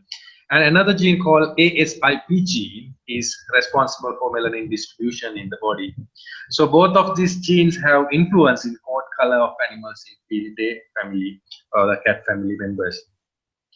And melanistic phenotype of genus Panthera, so reported in Panthera pardus and Panthera onca species, Panthera onca Jabur. The Panthera onca, due to mutation in the dominant allele of MC1R gene, the gene responsible for production of melanin pigments, and the Panthera pardus or Cotia due to mutation in recessive allele of ASIP gene or a transportation gene. So these are the Panthera pardus subspecies, especially this Panthera pardus dilectori in Southeast Asia. It's the color morph or the black colors morph is really common, especially in Malaysian region. It's common compared to the other countries.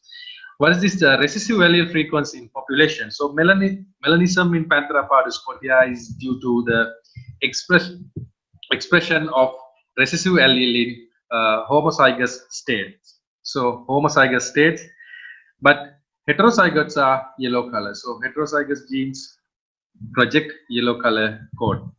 This research shows that the melanistic phenotype is having an adaptive advantage in dense forest habitats since they can camouflage, and especially the specimens found in Sri Lanka, especially in lowland wet zone, Matra Diniaya area, Singaraja Balankanda area, as well as the peak wilderness area.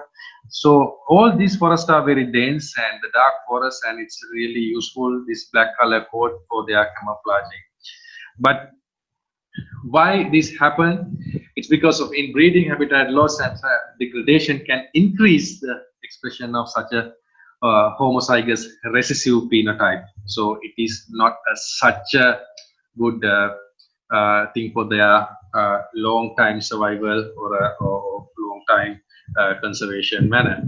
So basically this the prominent alleles, or we call prominent allele, will project the yellow color, but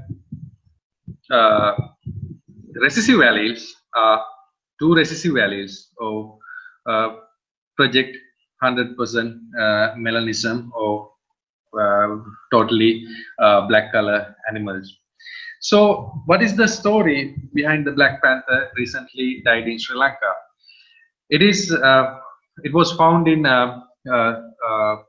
near Sripada, Nalatani area, and the animal was caught in a snare, and during the rescue period we are unable to observe this kind of scratching marks and this kind of marks in the neck. This marks, this the round shaped marks in the on the neck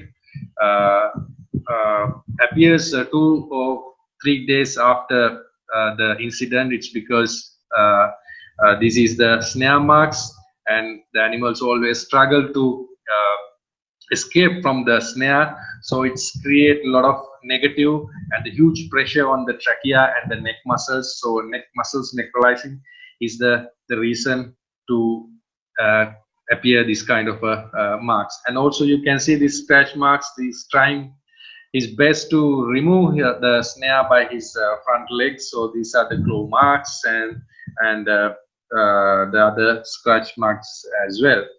So this is the snare traps normally used, the cables used for make these snares. Especially these snares is a very common practice in the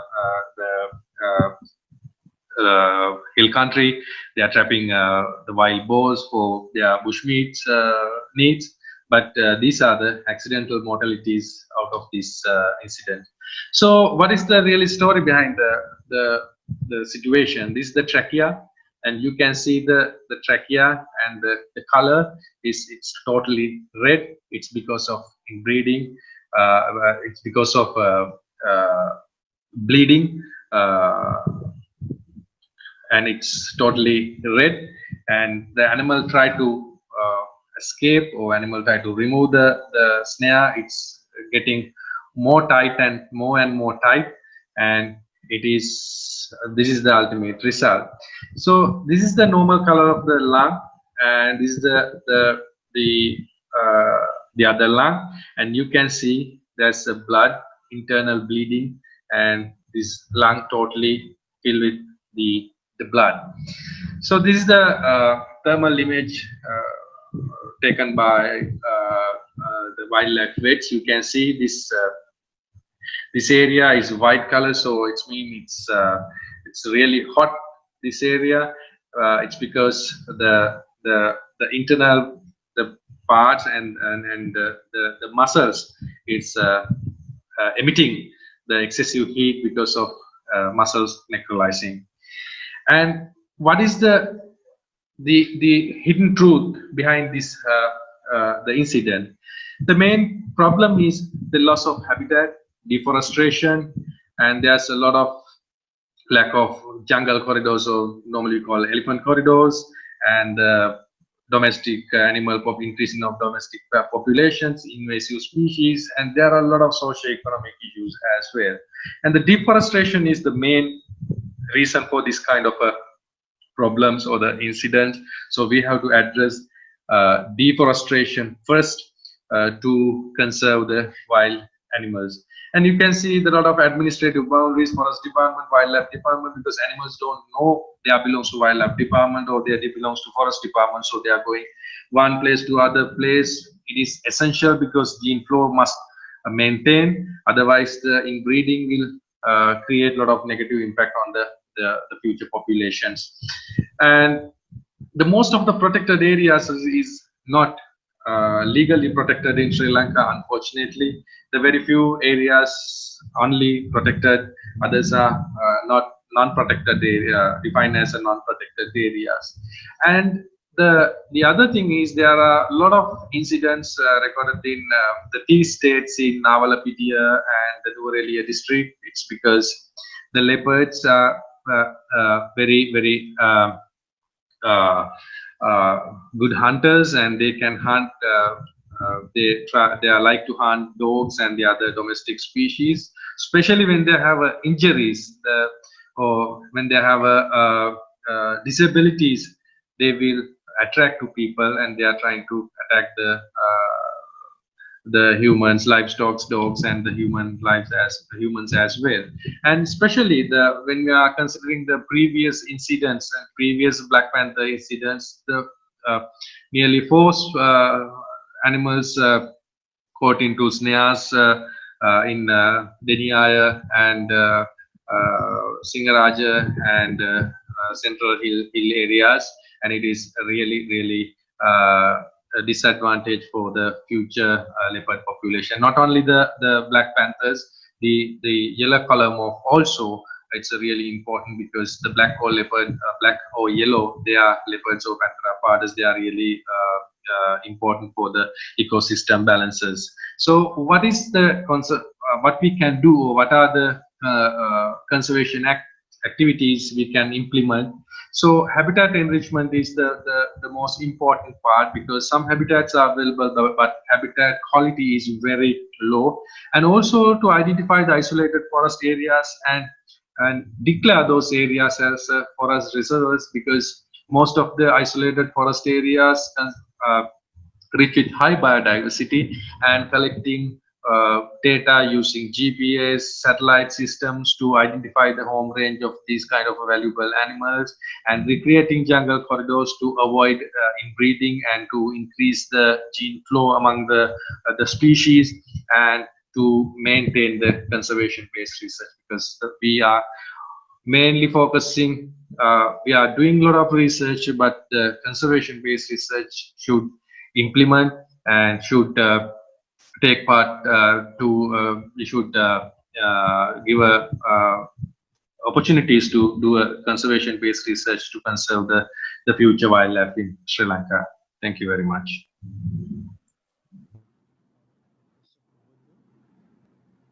Thank you very much, Wubudu. Tilak, you want to say something? No, madam, since we are behind the schedule, maybe we can, if anyone has very short question, maybe we can discuss a little with Pobudu.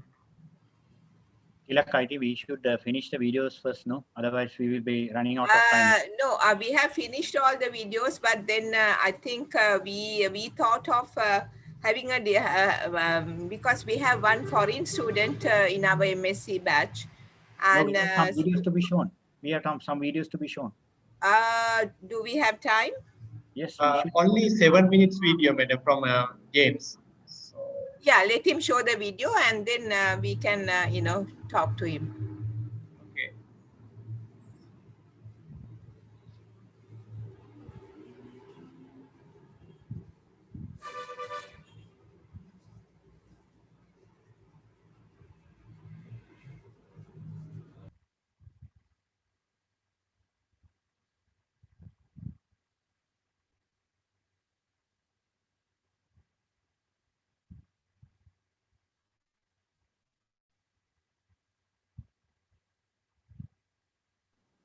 Please wait for a second.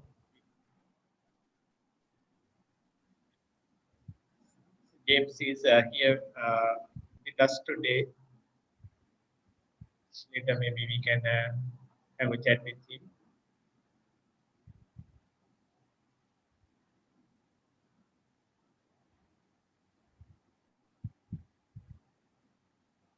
Let's enjoy the video.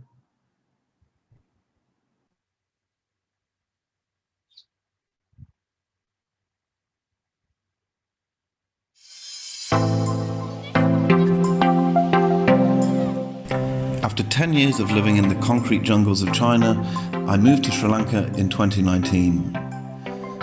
And being the incredible biodiversity hotspot that it is, I naturally wanted to get involved in environmental work.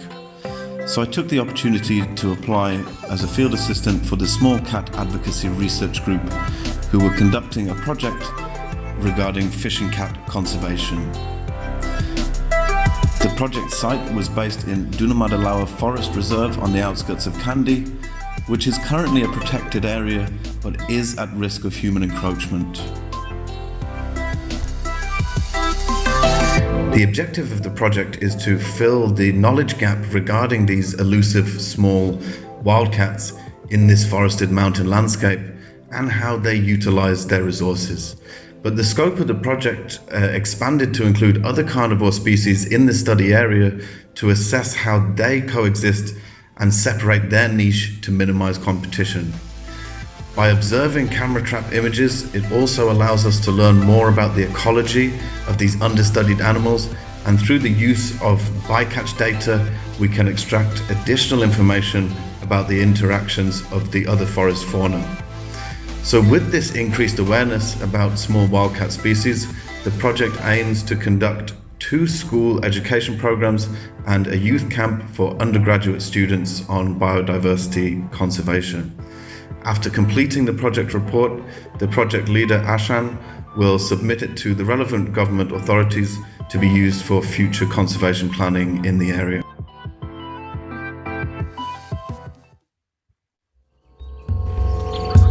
So let's talk about camera trapping. Motion-censored camera traps are placed in one habitat zone at a time using 25 different camera stations. Each camera is separated by a distance of 250 to 500 meters. All the cameras are positioned to maximize the chances of capturing images of the body flanks of the wildcats to ensure accuracy of individual identification. Other animals pictured are identified using reliable field guides, in addition to help from mammal experts. And this method has been successfully used to identify pumas in South America in a study conducted by Kelly in 2008. A vegetation survey has also been done using a pre-arranged data sheet, including location description, canopy cover by densiometer, GPS points, altitude, and ground litter cover, and this is all included in the data set. The camera trap data will then be analyzed through the CamTrap R package using RStudio and Camera Suite software.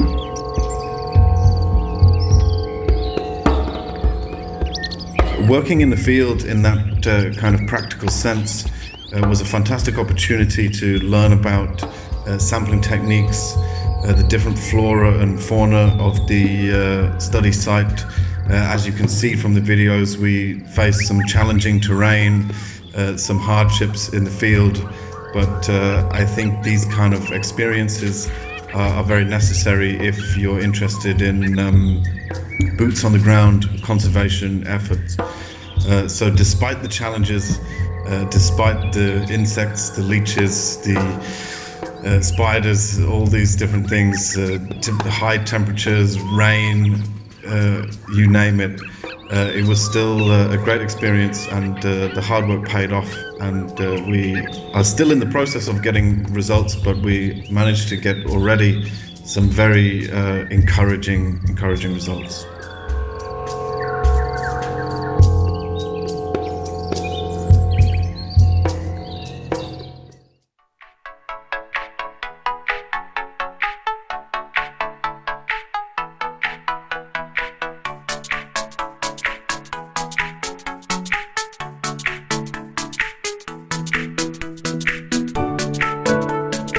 Here's our three-man field team, along with a selection of some of the images that we captured from the cameras. So we can see a rusty spotted cat there, which is one of our target species, along with a fishing cat, and multiple other animals that you'll see: civets, porcupines. And the good thing about the camera traps is it provides you with information about the date and the time and the location of where each individual is sighted, so it allows you to more effectively analyze the behavior.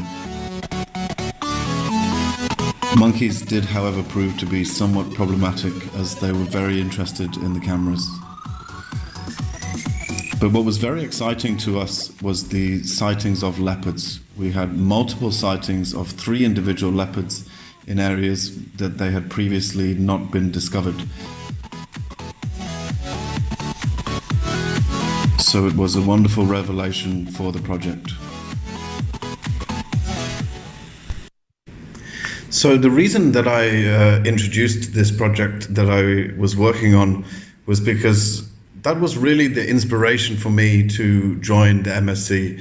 After getting some brief experience working in the environmental conservation sector within Sri Lanka, I realized that that's what I want to dedicate my future to. And the best path towards further research and a good career in conservation is, I think, taking the MSc as a first step. And it's really been a fantastic experience. For me, as a foreign student, I was a little bit nervous at first because I didn't know what my classmates or teachers would be like, and I hadn't been in formal education for some time. But it's been such a great way to learn about the country, the culture, the people, and most of all, the environment.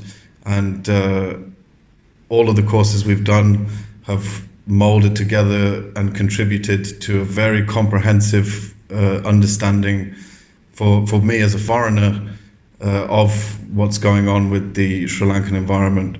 And hopefully it will be just the starting step for a long career in research, hopefully with the University of Sri Jayawardhanapura. So I would like to say a big thank you to all of the staff and all of my course mates who have made me feel very welcome and helped me out with various bits and pieces, and really made my time at the university very special. Despite the COVID situation and the Zoom lectures, I think everyone's adapted very well, and we've made the best out of a bad situation.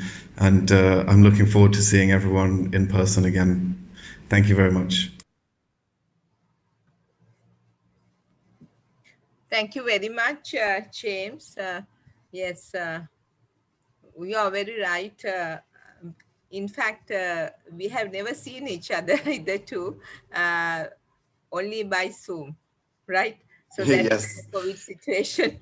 Although we have had many lectures, we have interacted so much, but but I must say one thing, that in fact, being a foreign student, you really had adapted to the situation extremely well.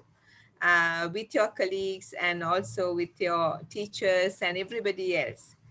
So hopefully you will continue as a PhD student also, because the task that you have undertaken is needs much more research findings. So you can pursue it to a PhD as well if you like. Yes, madam, that is definitely my ambition. And yeah, was a little difficult at first as a foreign student because just my basic understanding of Sri Lanka was not so great. So I had to catch up to a certain level, but everyone's been so helpful, the staff, my course mates, and yeah, I'm looking forward to a long future career in conservation and research. Hopefully at the university. Yes. How do you communicate in the field with your colleagues? Well, this one is an NGO project, and it's run by this small cat advocacy research project. So I'm just an assistant on that. And that's what inspired me to, in the future, I would like to do my own research projects, as a leader and plan my own research in different fields. And my current research for the MSc will be related to water monitor lizards and urban wildlife management.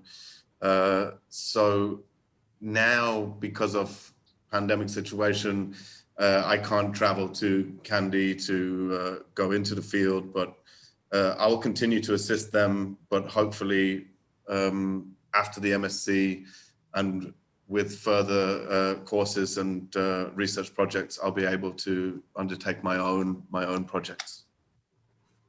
Okay, thank you very much, James. So you may have got a little bit of the background of the course from the earlier presentations and the discussions. Did you, or were you there from the beginning of this session? Yes. How the culture is, how the culture of our department is, you may have already got some notion from the earlier presentations.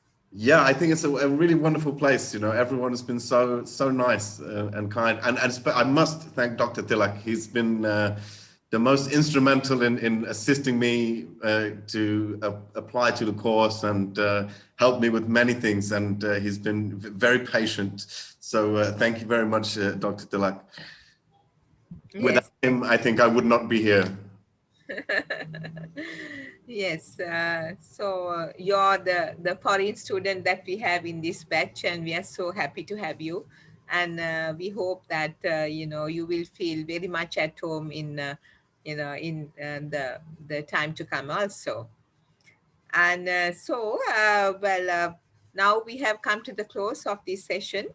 And anything that anybody would like to share? We can accommodate some thoughts, some things that we have forgotten to express. I would like to Professor invite all Hemanti. Yes.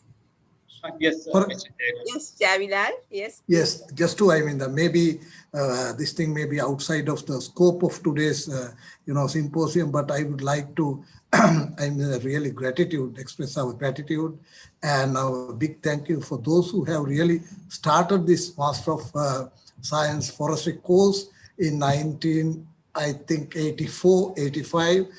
Professor Hemanti was in the first batch.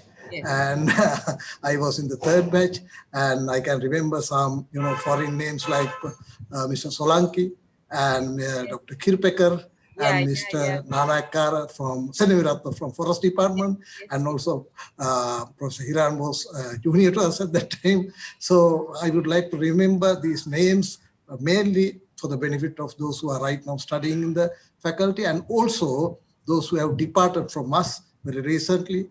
Mr. Ranjan, who was the chief of the presidential staff and who reached the very top level of administration. He also one of our batchmates and who really, that did a Master of Course in Forestry. So I think this time I would like to take as a kind of offering our gratitude for those who have really started this course, and also those who have departed from us. Thank you. Thank you very much for reminding them. In fact, Mr. Kiripeka, Dr. Solanki, Mr. Senviratna, actually Hiran, we could not mention them in the morning. No, I mean, but we mentioned Dr. Banyad. In fact, he had sent a message. Also, we read that, and also Dr. Kala Bosat, and Professor Nandadasa. And Professor Vaidyasekara, who took the reign from him, is no more. But he also did a lot of work in setting up this forestry unit to a department. So we very fondly remember all of them. And Ranjan, in fact, he found his wife also through the course. Exactly, Ramanika. So many other side benefits also had happened. There are so many stories to be remembered. Yes, yes. But this is not the time. Yes, although we tried our level best to find a suitor to Chulangani through the course, and she found a better one afterwards. So anyway, yes, thank you very much, Javilal, for for that remembrance. Others. I think most of you must have left already. Madam, one thing I would like to invite all to join tomorrow as well for this session. So we are continuing our present MSc students' thoughts and their research inspiration. What they are going to do with their MSc research work. So please join us tomorrow. At what time? At 2 p.m. At 2 p.m. Yes, tomorrow is Saturday, so you can join at leisure, no? Yes, actually, yes. In conclusion, I must really thank Professor Iran Amarasekara. The symposium was his brainchild. In fact, he's the one who dreamt about it, and then we supported him. And together we have taken it to this level, and 25 years is gone, and hopefully another 25 years it will survive. And in fact, we were really praised that this is the only department which was able to continue this for 25 consecutive years. So that's the achievement, and not because of us now, because of our junior staff members, Tilak, and then Daham, Nilanti, everybody, Prasanti, everybody had shouldered the responsibility of organizing it. So it's like a family again. Now we are parents, and we are giving directions, and our children are taking it forward. So anyway, that's how our department goes, and I'm so happy about it. I always say that the unity of our department is our strength, and not only our department, but we reach out to our alumni. So this alumni session is also, I think, thank you very much, Professor Hiran, for just organizing this one. This was extremely useful, both for BSc as well as MSc, and we should continue it. Like it was suggested, we should really continue this one, because this is our family, our broader family. And although we interact in various ways with them individually, but together we have strength. Isn't it? We have, because there's a lot of challenges in the field of environment in the country, and also in the globe, internationally. So we need to have strength in us. So this is a good way. So we need to, Professor Hiran, another step that you can do is make it official. Although I know that there's official alumni, but it's not very strong. So we need to strengthen the official alumni, and establish it more stably. So we can do it after this one. And also a good recommendation coming from this one, especially from Javilal, was that we do research, but sometimes the research doesn't fit to the real needs of the country. And also, even if it fits the needs of the country, it's not low cost. So there are so many things for it to be transformed from research to practicality.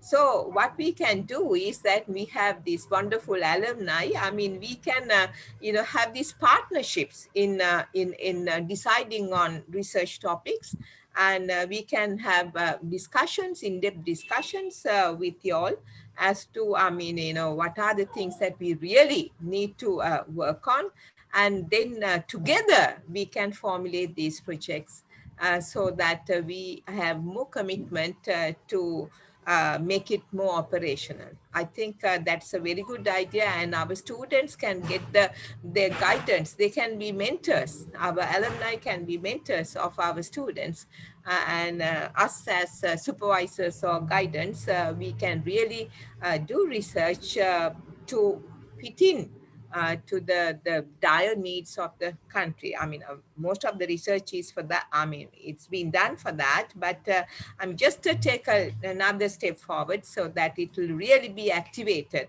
just like that, right? Because it fits the needs of the country and the cost and the pocket of the country also. So, I would like to conclude with that one, but I would like to ask Professor Hiran and Dr. Tilak to, voice your thoughts also.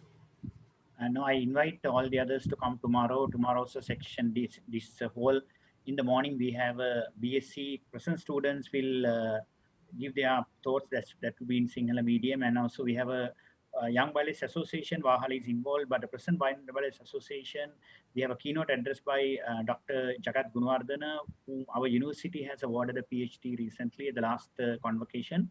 And in the afternoon, as Dr. Tilak said, that the MSc, we have presentations by Nilanta Vishwanath and Dilini and some other people. So we hope to invite you all to come and also join in our new platform. And we have students are asking various questions, and you can answer them and post your questions. And also this discussion here was, Javilah asked about this researchers not involved in. In fact, most of the research are confined to very small, pretty little area. So we can't blame them, and big ideas set aside because science cannot solve these problems alone. Therefore, we have decided in future, our course we are planning BSc Forestry and Environment course. I think we have to incorporate liberal arts here, politics, economics, all those things, Buddhist culture, those things should also be there, because most of these problems in forestry, environment related problems cannot be solved by science itself. More politics involved. Therefore, those things also we have in as planners and educators, we have those ideas in mind, and do give us thoughts on that one also. So thank you for participating, and this is the first time we are organizing this kind of alumni session, and I think we will continue to do so. I mean, I will not do we will ask other generation, because we have 25 years we did in one format. In the next 25 years we will do it in another format, and we have taken the step in introducing symposium culture to Sri Lanka, and we will change that culture also. We will not do that in future like earlier. These the other 3 sessions we are discussing hardcore science, whereas this is more informal way of storytelling. So thank you for participating. Hiran, would you like to mention the new degree that we are hoping to introduce soon? Yeah, that is what I told him, but I have a new vision on that one, because recently, as you know, that Columbia University is celebrating their 100 years. There are 2 faculties are celebrating together. One is arts faculty and science faculty. Iowa Jennings has started that university to have these 2 blended together. It is nowadays, as you see, in the Canada, Australia, most of the countries, they have these liberal arts and science inculcated together. So I think we should also go in. Then I have just posted the Facebook, and Nirmal Ranjit Devasiri in Columbia University, he has posted some thoughts on that one. So that we have to have a new type of course, Hemanti. I think we can do something on that line. Okay. Tilak, would you Yes, like to madam. Yes, I want to thank all of the participants, I mean, especially the contributors from our MSc students, the previous students. Despite their hectic schedule, these days everyone is very busy with work. So, with our short notice, they prepared the videos for us and joined with us lively. So, thank you very much for your hard work and. We are going to have a group photo at the end. So please wait. And again, thank you very much. Please join with us tomorrow also. So, Ishan. To conclude the session, we would like to take a group photo. So I kindly request everyone to switch on their video and appear on the screen.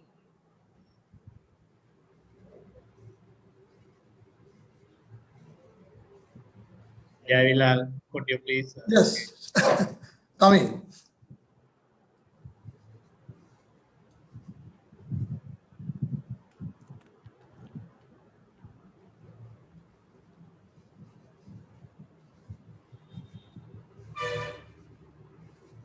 Can we also have one with everyone showing a thumbs up sign as well?